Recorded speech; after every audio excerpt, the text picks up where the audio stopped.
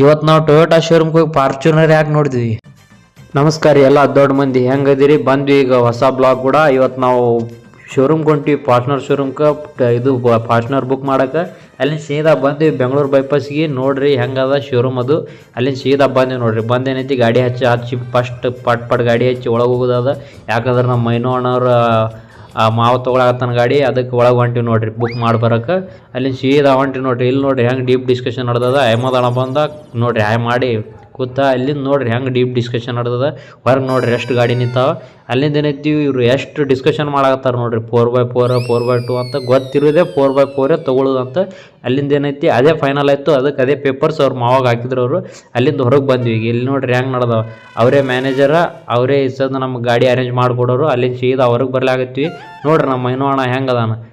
ಅಲ್ಲಿಂದ ಬಂದ್ವಿ. ಅಲ್ಲಿಂದ ನೋಡ್ರಿ ಮೈನೋಣ ಎಷ್ಟು ಖುಷಿ ಅದ. ಯಾಕೆ ಒಂದಲ್ಲ ಒಂದಿನ ನಾವು ತೊಗೋತೀವಿ ಅಂತ. ಅಲ್ಲಿ ಸೀದಾ ಬಂದ್ವಿ ಶೋರೂಮ್ವರೆಗೆ. ಆಫೀಸ್ ಕಡೆ ಬಂದು ಈ ಬ್ಲಾಗ್ ಇಲ್ಲೇ ಬಂದ್ ಮಾಡಮ್ಮ. ಹೆಂಗೆ ಅಂತ ಹೇಳ್ರಿ. ಲೈಕ್ ಕಮೆಂಟ್ ಶೇರ್ ಸಬ್ಸ್ಕ್ರೈಬ್ ಮಾಡಿರಿ.